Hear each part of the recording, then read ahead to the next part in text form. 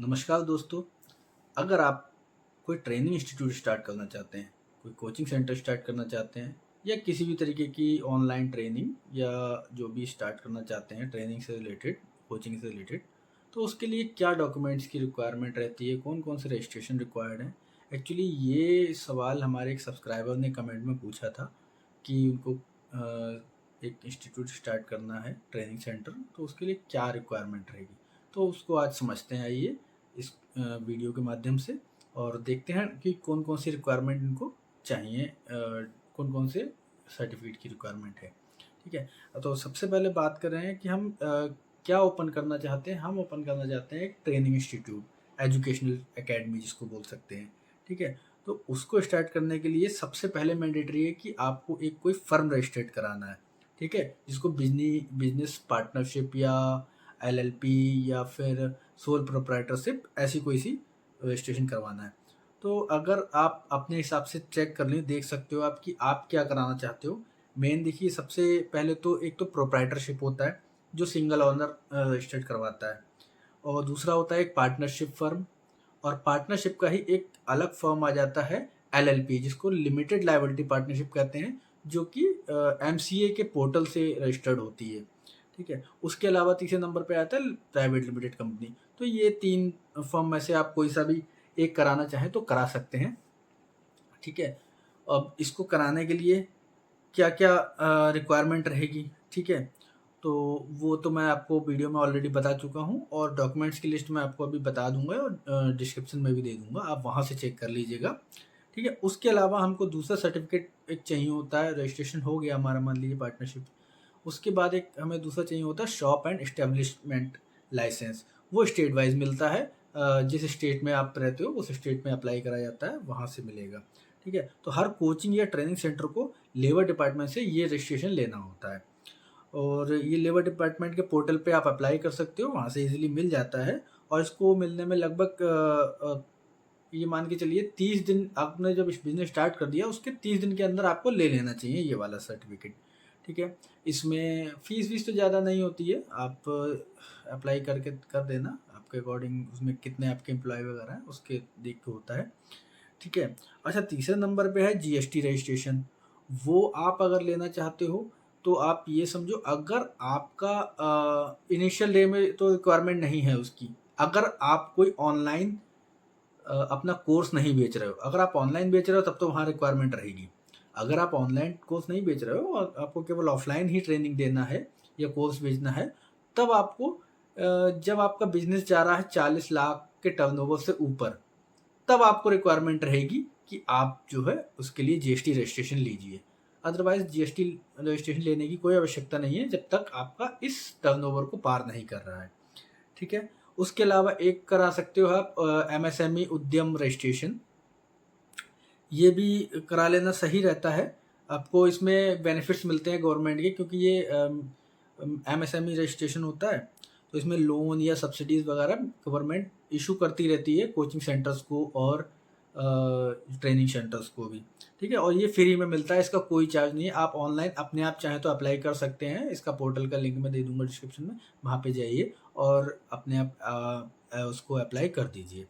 ठीक है। उसके अलावा एक रजिस्ट्रेशन रहता है ट्रेडमार्क रजिस्ट्रेशन, जो इंस्टीट्यूट का नाम और लोगो के साथ रजिस्टर्ड होता है।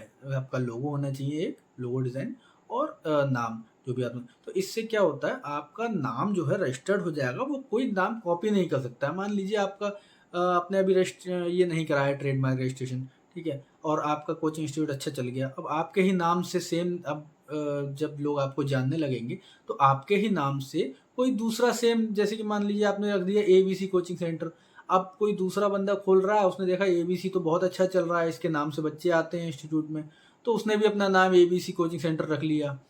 अब उसने एबीसी रखने के बाद रजिस्ट्रेशन करा लिया ट्रेडमार्क का, तो वो आप पे क्लेम कर सकता है, तो आपको बंद करना पड़ जाएगा अपना कोचिंग सेंटर, बट वो चलाता रहेगा। इसीलिए नाम सिक्योर करने के लिए, अपना लोगो पहचान सिक्योर करने के लिए ट्रेडमार्क रजिस्ट्रेशन होता है। ठीक है। इसकी भी वेबसाइट ipindia.gov.in होती है, मैं डिस्क्रिप्शन दे दूंगा, वहाँ से आप अप्लाई कर सकते हो इसको भी। ठीक है। और इसके बाद आप आईएसओ सर्टिफिकेशन लेना चाहो तो वो ले सकते हो। वो रहता है आईएसओ सर्टिफिकेशन जो होता है आपकी क्वालिटी को दिखाता है, आपकी क्रेडिबिलिटी को दिखाता है कि आप कैसा उस पर क्वालिटी रखते हो अपने काम की या इंस्टीट्यूट में। तो वो उसमें फ्रेंचाइजी मॉडल आपको रखना है तो वहाँ काम आता है। ठीक है, वो ऑप्शनल है, आप चाहो तो कराओ और नहीं चाहो तो ना कराओ, कोई उसकी ज़बरदस्ती या रिक्वायरमेंट नहीं रहती है ऐसा कोई। अच्छा, उसके अलावा अगर आप चाहते हो, ये भी ऑप्शनल है, स्किल डेवलपमेंट का आप रजिस्ट्रेशन ले सकते हो। स्किल जो गवर्नमेंट के चलता है एनएसडीसी एफिलिएशन, वहाँ से एफिलिएशन ले सकते हो। ये भी स्किल इंडिया की तरफ से जो गवर्नमेंट स्कीम चलाती है वहाँ से रहता है। इसमें गवर्नमेंट काफ़ी सर्टिफिकेट्स देती है और इसमें एक फ़ायदा ये होता है कि आप अगर इंस्टीट्यूट के माध्यम से किसी को ट्रेनिंग देते हो तो उस पे गवर्नमेंट सब्सिडी देती है आपको, आप उनको बच्चों को फ्री में सिखा सकते हो या फिर कुछ मिनिमम चार्ज लेके सिखा सकते हो। तो ऐसी ट्रेनिंग्स उसमें कराई जाती हैं एनएचडीसी के माध्यम से, तो ये भी आपके लिए बेनिफिशियल होगा। ये कुछ इस तरीके के सर्टिफिकेट्स हैं जो अभी हमने बात की है। आप इनमें से कोई से भी जो ऑप्शनल है उनको छोड़ सकते हैं और बाकी के आपको रजिस्ट्रेशन लेने हैं वो आप करा सकते हैं। और या तो जो अपने आप हो सकते हैं, लाइक मान लीजिए एमएसएमई का उद्यम रजिस्ट्रेशन है, वो तो अपने आप भी आप फाइल कर सकते हैं। बट कुछ रजिस्ट्रेशन है वो आप किसी प्रोफेशनल से कराएं तो ज़्यादा बेस्ट रहेगा। लाइक अगर कोई सीए या एडवोकेट आपके एरिया में है तो आप उसको उसके पास जाके उससे आप करा सकते हैं। इसमें क्या रहेगा, आपके गलतियाँ होने के चांस कम हो जाएंगे। ठीक है, आपका रिजेक्ट होने के चांस भी कम हो जाएंगे। तो वो थोड़ा बहुत अपना चार्ज लेते हैं फीस, उनके थ्रू आप अप्लाई करा दीजिए, वो ज़्यादा बेस्ट है। जैसे कि जीएसटी है, क्योंकि जीएसटी हो गया या कुछ एमसीए के कंप्लायंस होते हैं वो थोड़े से ट्रिकी होते हैं। तो हर किसी को अपने उसमें नहीं पड़ना चाहिए अपने आप करने के, क्योंकि अपने आप करोगे तो आगे आप अपना बिजनेस संभालोगे या फिर इसके कंप्लायंस संभालोगे। तो कंप्लायंस जो संभाल रहा है, जिसका वो एक्सपर्टीज़ है, आप उसको दे दो कंप्लायंस संभालने को। बाकी ठीक है, आप अपना बिजनेस, अपना ध्यान जो है पूरा बिजनेस में लगाओ। ठीक है। अच्छा, इसमें डॉक्यूमेंट्स क्या रिक्वायर्ड रहते हैं? जो जनरली डॉक्यूमेंट्स हैं वो आधार कार्ड हो गया, पैन कार्ड हो गया, एड्रेस प्रूफ हो गया जो सेंटर आप खोलोगे वहाँ का, मान लीजिए बिजली का बिल, और अगर क्या आपने किराए की बिल्डिंग या किराए का जो भी कमरा या मकान ले रखा है या ऑफिस ले रखा है तो उसका एनओसी भी जाएगा। ठीक है, किरायानामा भी लगेगा और जिसको रेंट एग्रीमेंट बोल सकते हो, ऑनरशिप प्रूफ भी लगेगा, और इंस्टीट्यूट का नाम और लोगो अगर ट्रेडमार्क करा रहे हो तो वहाँ पे लगेगा, और कोर्स की जो कोर्स का करिकुलम होगा उसकी डिटेल भी लगेगी अगर आप एनएचडीसी का सर्टिफिकेट लेना चाहते हो, एफिलिएशन लेना चाहते हो देन। ठीक है। अच्छा, और कुछ कंप्लायंस के टिप्स मैं आपको बताता हूँ। आपको जो कंप्लायंस संभालने हैं, जब आप इंस्टीट्यूट अपना शुरू कर देंगे तो कौन कौन से कंप्लायंस आपको संभालने हैं वो आप समझ लीजिए। देखिए, सबसे पहले तो स्टूडेंट के इनरोलमेंट का रजिस्टर आपको मेंटेन करना कंपलसरी है। वो आप मेंटेन करें क्योंकि वो आपको शो करना पड़ सकता है। और अगर जो भी आप फीस ले रहे हो उसकी रिसिप्ट और पेमेंट रिकॉर्ड आपको एक कहीं मेंटेन करके रखना है, या तो एक्सेल में कर सकते हो या फिर आप अपने बुक में या किसी रजिस्टर में कर सकते हो। ठीक है। उसके अलावा अगर जो फायर और सेफ्टी की एनओसी होती है वो भी आप ले लो, बिल्डिंग में अगर कोई यूज़ कर रहे हो तब। ठीक है। और उसके अलावा फैकल्टी क्वालिफिकेशन, अगर आप एनएचडीसी का रिक्वायरमेंट वो सॉरी रिक्वायरमेंट नहीं बोल रहा, एनएचडीसी का सर्टिफिकेशन लेते हो तो उसमें फैकल्टी की क्वालिफिकेशन डिटेल भी मेंशन की जाती है, तो आप वो भी मेंटेन करके रखो। ठीक है। तो ये कुछ चीज़ें हैं जो आपको देखना है अगर आप कोई भी इंस्टीट्यूट या ट्रेनिंग इंस्टीट्यूट स्टार्ट कर रहे हो। तो ये सारे डॉक्यूमेंट्स हो गए, और बाकी जो हम लोगों ने बात की अभी कि हमें क्या क्या रजिस्ट्रेशन कौन कौन से करा लेने चाहिए। आप अगर मैं आपको राय दूं तो आप पार्टनरशिप फर्म में जा सकते हो। वो अगर इनिशियली जाना चाहते हो, उसको बाद में अगर लगता है आपका बिजनेस बढ़ रहा है, आप बड़ा कर सकते हो, तब आप प्राइवेट लिमिटेड में चले जाओ। प्राइवेट लिमिटेड उसको कन्वर्ट करा सकते हो।